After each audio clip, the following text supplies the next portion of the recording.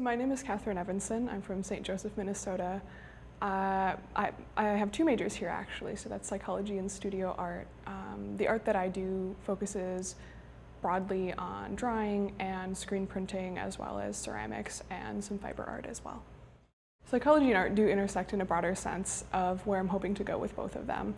So that means that I'm looking for to do art therapy as a graduate program.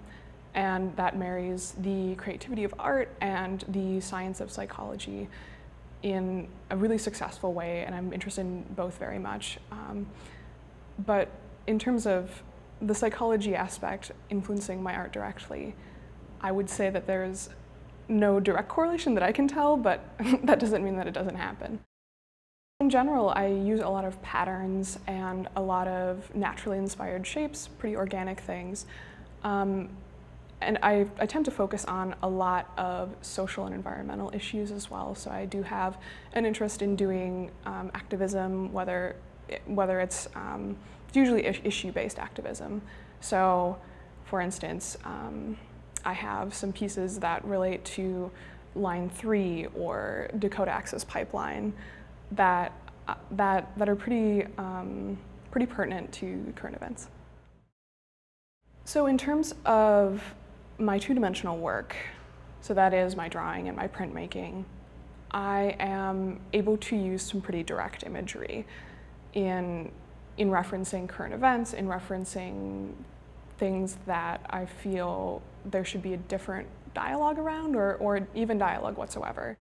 Titling in my ceramic work does help me connect the work itself to the issues that I'm looking to talk about.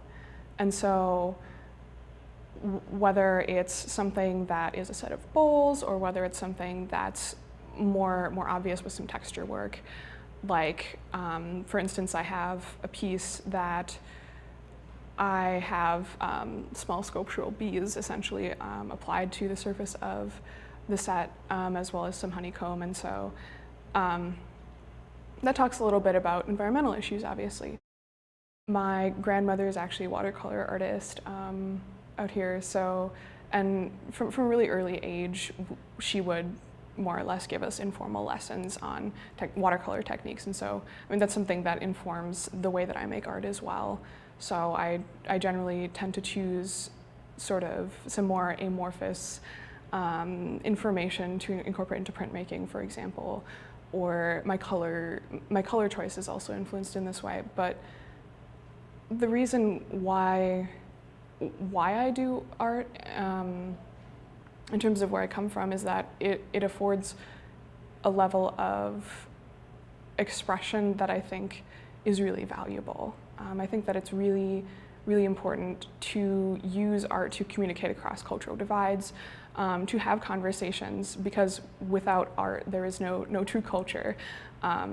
You're not going to have a meaningful culture without a diverse array of arts that are saying different things, and diverse array of artists that are saying different things as well. It's a little bit of a joke between my friends and I that I'm a prairie woman at heart. But I think that living in Western Minnesota really has influenced the way in which I choose to express ideas through my pieces. So I tend to use a lot of really traditional imagery, sometimes to talk about really contemporary things. And in which case you can look to art historical references and contexts. I think that allows me to blend both traditional and contemporary subject matter in a really effective way. And I think that had I lived in, say, Minneapolis or St. Paul right away, I don't think that I would have learned to use the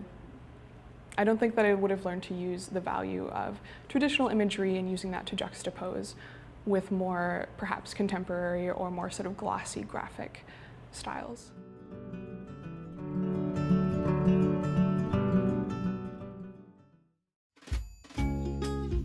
Visit pioneer.org/postcards to catch up on missed episodes and to find out more about your favorite segments.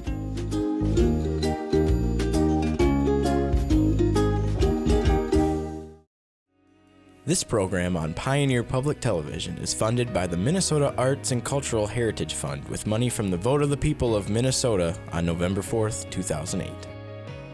Additional support provided by Mark and Margaret Yakel-Julien in honor of Shalom Hill Farm, a nonprofit rural education retreat center in a beautiful prairie setting near Windham in southwestern Minnesota.